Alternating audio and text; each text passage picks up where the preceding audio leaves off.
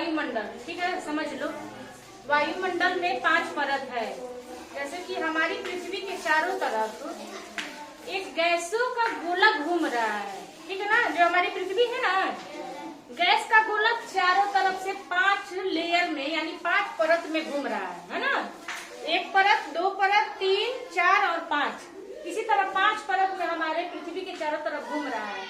और क्यों पृथ्वी के साथ है? क्योंकि पृथ्वी के पास अपना गुरुत्वाकर्षण है ना, इसीलिए पृथ्वी के पास अपना एक वायुमंडल है।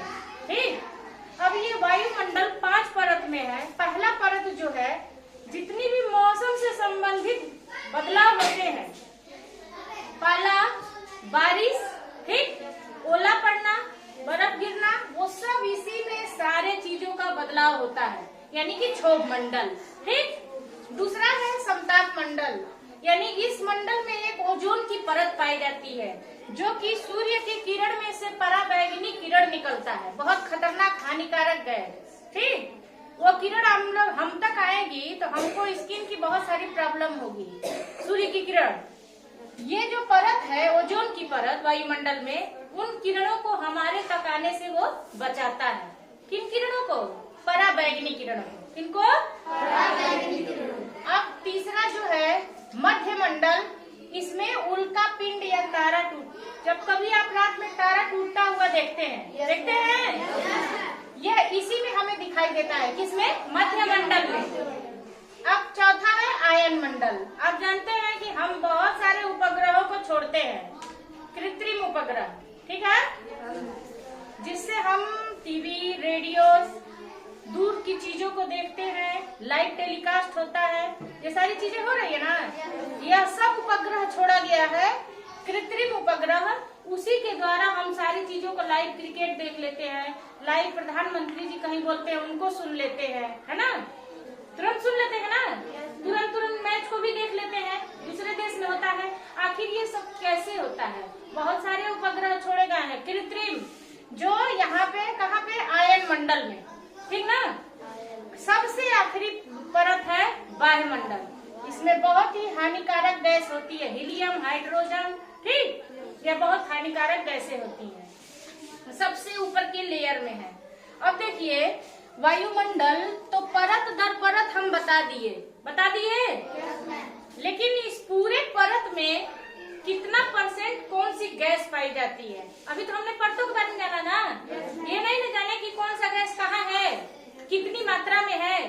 तो अब यहाँ देखिए ग्रीन वाला हिस्सा आपको दिख रहा होगा, यानी कि पूरे इस वायुमंडल में 78 यानी 78% क्या है? Nitrogen gas. कौन सी गैस? नाइट्रोजन। और जो 21% है, जो हम सांस लेते हैं, अंदर करते हैं ऑक्सीजन, वह 21% है। और 1% में अन्य जो गैसें हैं, जो हानिकारक, आर्गन, हीलियम, ये सारे चीज 1% में पाया जाता है, ठीक ना।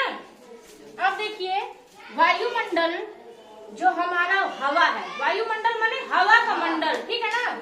इस वायुमंडल में क्या क्या चीज मुख्य रूप से पाया जाता है? इस वायुमंडल में पहला तो तापमान, तापमान यानी गर्मी और या ठंडा, ठीक है ना, यही है तापमान, या तो गर्म होगा या तो ठंडा, यही ना होगा तापमान। फिर हवाएं और वायु का दाब, वायु का दाब होता है, तभी तो पंखा और ये दरवाजा हिलने लगता है, दाब है ना। तो ये 3 चीजें इसके मुख्य रूप से इसके तत्व हैं। और आर्द्रता माने नमी, आर्द्रता माने नमी यानी ह्यूमिडिटी, है ना। इस समय सबसे ज्यादा ह्यूमिडिटी है हवा में, यानी कि नमी।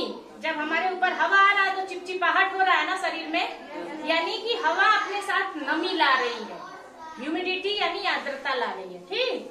अब देखिए जब सूर्य का प्रकाश चारों तरफ फैलता है, उसे हम सूर्य का विकिरण कहते हैं। क्या कहते हैं? और सूर्य की गर्मी को सूर्यताप क्या कहते हैं? सूर्यताप। हाँ। अब देखिए जो तापमान हम नापते हैं, वो तापमान नापने की इकाई क्या होती है? Degree Celsius. किसे नापते हैं? डिग्री सेल्सियस में इकाई इसकी नापी जाती है। और जैसे जैसे हम धरातल से ऊपर जाते हैं, यानी हमारा जो पृथ्वी का लेयर है भूपर्पटी, वहाँ से हम जब ऊपर जाते हैं तो तापमान धीरे धीरे क्या होता है? कम होता जाता है, हमारा तापमान। और इस वायु में दाब, जो हम बताए ना कि वायु में दाब होता है, हाँ? इस दाब की भी 7 पेटियां हैं, ये हम लोग कल पढ़ेंगे, ठीक है ना। कहाँ कौन कितने अंश पे कितने दाब की पेटी है, ये हम लोग कल पढ़ेंगे।